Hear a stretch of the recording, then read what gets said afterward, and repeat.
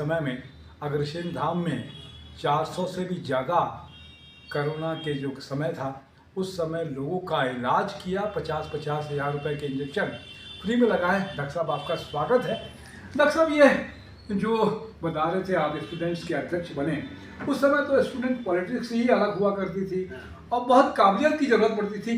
क्या कुछ गुण था जिसकी वजह से आपको लोगों ने चुन लिया और अध्यक्ष बना दिया? तो यहाँ मेडिकल कॉलेज ज्वाइन करने के बाद में एबीपी के हम मेंबर बन गए, अखिल भारतीय विद्यार्थी परिषद के, और एबीपी की तरफ से हम अध्यक्ष बन गए। उसके बाद में ऐसा लगा कि हमारा खुद का अस्पताल नहीं है। टीके अस्पताल जो था जी, वो एक डिस्ट्रिक्ट हॉस्पिटल को मेडिकल कॉलेज का हॉस्पिटल बना दिया गया था पहले। तो हम लोगों ने एक बहुत बड़ा आंदोलन किया, पूरे छत्तीसगढ़ को बंद किया। उसमें राजीव गांधी जी आने वाले थे, कांग्रेस के महामंत्री थे, और अर्जुन सिंह सीएम थे। तो उनको जब लगा कि बहुत बड़ा आंदोलन है और उनका कार्यक्रम बाधित होगा, तो अर्जुन सिंह जी स्वयं हमसे मिलने आए थे। मोतीलाल जी वोरा उस समय प्रदेश कांग्रेस के अध्यक्ष थे, और उन्होंने हमारी मांग मानी और 7 बिस्तर अस्पताल का काम चालू किया। जो अस्पताल अभी देख रहे हैं वहाँ पे पहले जेल के कर्मचारियों के निवास होते थे, सबको तोड़ा गया, उनको शिफ्ट किया गया और बहुत बड़ा अस्पताल बना उस ज़माने के हिसाब से। और वो बहुत बड़ी उपलब्धि थी हमारे आंदोलन की। और मेरे हिसाब से पूरे छत्तीसगढ़ के इतिहास में छात्र राजनीति के सबसे बड़ा आंदोलन जो हुआ है आज तक, वो 7 बिस्तर अस्पताल का आंदोलन हुआ है। उस समय के लोग अभी तक याद करते हैं कि इतना बड़ा आंदोलन जो जनता से जुड़ा मांगों को लेकर था, कभी पहले भी नहीं हुआ, उसके बाद भी नहीं हुआ। और उसका परिणाम भी आया और इतना बड़ा अस्पताल बना। वो अस्पताल आज हज़ारों लोगों को लोग एडमिट होते हैं वहाँ पर, लाखों लोग उसके लाभान्वित होते हैं।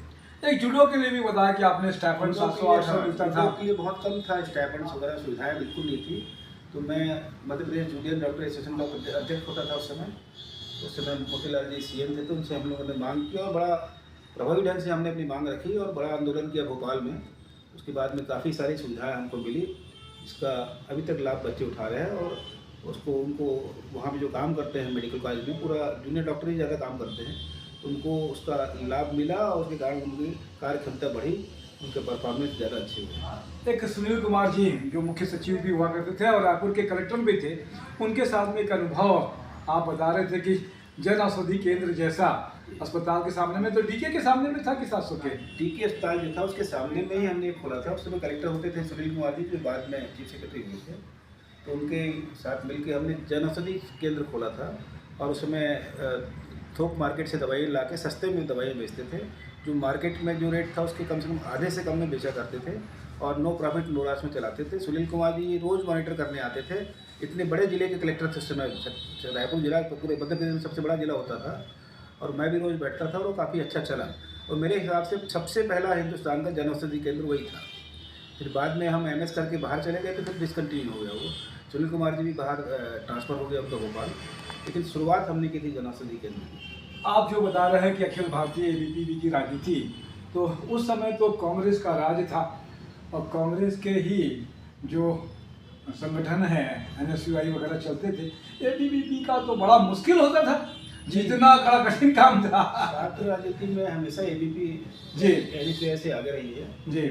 और पहले मैं ये नहीं समझता था कि एबीपी वाला या भाजपा वाला या जनसंघ वाला कोई अलग माना। सबका सम्मान कांग्रेस के नेता भी करते थे और लोग भी करते थे, और खासतौर पे हम डॉक्टर होने के नाते सबका की सेवा करते थे। उस ज़माने में डीके अस्पताल ही एकमात्र अस्पताल था पूरे शहर में जहाँ वीआईपी लोग भी जाते थे और गरीब लोग भी जाते थे। वहाँ कोई प्राइवेट अस्पताल तो थे नहीं उस समय। तो हर बड़े से बड़ा नेता का, बड़े से बड़े अधिकारी का इलाज हम लोग करते थे। इसमें सबसे संपर्क भी था, पूरे पत्रकार वहाँ आते थे, पूरे मीडिया जगत के लोग आते थे। मतलब जितने शहर के बड़े नामी ग्रामी लोग हैं सब डीके अस्पताल में इलाज कराते थे। तो सबसे संपर्क भी रहता था, सब चाहते थे कि यहाँ अस्पताल बेहतर हो जाए। और उसका हमने अपने संपर्कों का फ़ायदा लेते हुए बहुत अच्छे से आंदोलन किया और बहुत अच्छा अस्पताल बना बाद में। और बहुत सारे इंस्ट्रूमेंट आते थे, इक्विपमेंट आते थे जो दूसरी जगह नहीं होते थे, लेकिन हमारे आंदोलन के कारण हमारे को जल्दी अलर्ट हो जाते थे। अच्छा डॉक्टर साहब, अपने जीवन में पूरा अगर सार देखें, क्या कुछ खोया, क्या कुछ पाया, कुछ क्या तमन्ना रह गई आपकी? नहीं, आजकल डॉक्टरों के बारे में बहुत अच्छी धारणा नहीं रखते लोग, बहुत सही नहीं है वो। कुछ तो सही, लेकिन बहुत सारी गलत धारणाएं भी है। जैसे कोरोना के टाइम में हमने बाकी जगह प्राइवेट अस्पतालों में काफ़ी पैसे की लेन देन होती थे, सुनने आते थे, और बहुत बुरी स्थिति थी। एक समय तो ऐसा था कि एक एक बेड के लिए लोग तरसते थे। उस समय हमने दोनों बार, पहले फेज में भी और सेकेंड वेव में भी, पहले वेव में अग्रसेन धाम में चैरिटेबल हॉस्पिटल चलाया जिसमें महंगे से महंगे इंजेक्शन फ्री में देते थे। और बहुत बेहतरीन इलाज हुआ और 400 से ज़्यादा मरीजों को भर्ती करके इलाज कराया गया। दूसरे बार में कृति कॉलेज में ब्रिजमोहन जी के साथ में हम लोगों ने किया और उस समय तो बहुत खतरनाक वेव थी, उसके बावजूद बहुत अच्छे से चलाया। उस समय भी 450-500 मरीजों का इलाज फ्री में किया गया और इवन जो 50-50 हज़ार के इंजेक्शन मार्केट में मिलते थे वो वहाँ फ्री में निःशुल्क उपलब्ध कराया गया और बहुत ही सेवा भाव के साथ काम किया गया। उस समय मेरे को लोग बोलते थे कि आप शुगर वाले हो और बहुत कठिन केयर बीमारी करना है, चाहिए। तो केयर करना चाहिए। तो मेरे को लगता था कि अब कोरोना से अगर मरना होगा तो घर में मरने के बजाय अगर मरीजों की सेवा करते हुए मरूंगा ज़्यादा अच्छा रहेगा। इसलिए निर्भीक होकर हमने इलाज किया। 22-22 घंटे हम लोग लगे रहते थे, ऑनलाइन में भी जा रहते थे और वहाँ पीपी किट पहन के भी जाते थे। उस समय माहौल ये था, मेरा बेटा एमएस कर रहा था, वो भी पूरे टाइम लगा रहता था मेडिकल कॉलेज में। वो 1.5 साल तक घर से बाहर रहा, घर मेडिकल कॉलेज के बगल में होने के बावजूद भी, और हम लोगों ने भरपूर सेवा की कोशिश किया। और कोरोना के दोनों वेव में हमने भी, हमारे बेटे ने भी, हमारे साथियों ने भी बहुत सेवा की और जान पे खेल के मतलब हम लोगों ने मरीजों को बचाने की कोशिश की और कोई भी वैसा किसी से नहीं लिया गया। एक धारणा जो बता रहे थे डॉक्टर साहब कि भगवान मानते थे डॉक्टर को, आजकल नहीं मान रहे हैं, ये व्यवसायीकरण बहुत ज़्यादा हो गया। बहुत सारे उसके कारण हैं, क्योंकि व्यवसायीकरण का ये है कि बहुत बड़े बड़े अस्पताल बन रहे हैं, लोगों को सुविधाएं चाहिए आजकल। पहले जनरल वार्ड में रुकते थे, आजकल प्राइवेट वार्ड चाहिए, उनको एसी रूम चाहिए, सभी इक्विपमेंट चाहिए, बड़ी बड़ी मशीनें चाहिए, तो उसके लिए पैसा लगेगा उसका। और दूसरी बात ये है कि थोड़ा डॉक्टरों के मन में भी धारणा चेंज हुई है, कॉमर्शलाइजेशन बढ़ रहा है धीरे धीरे हमारे देखते देखते। 10-15-20 साल में परिवर्तन तो आया है, लेकिन ऐसा ख़राब नहीं हुआ है अभी भी। ज़्यादा से ज़्यादा डॉक्टर लोग मरीजों को ठीक करना चाहते हैं, क्योंकि मरीज़ ठीक होगा तभी दूसरा मरीज़ उनके पास आएगा, या उनका काम बढ़ेगा, या नाम होगा, या पैसा आएगा, जो भी होगा। लेकिन कोई भी ऐसा कोशिश नहीं करता कि उनसे कोई चूक हो। फिर भी कुछ खराबियाँ तो आई है, इसमें इनकार नहीं करता, लेकिन ये समाज का पार्ट है, हम लोग भी समाज के ही पार्ट हैं। बाकी दूसरे व्यवसायों में भी ऐसे ही। आप बता रहे थे कि पत्रकार भी आज का इस प्रोफेशन में है, सब जगह कि बिना धन के काम नहीं बनता। हर जगह ऐसा हो रहा है, लेकिन फिर भी सब चीज़ों का बिल्कुल ठीक ही होगा।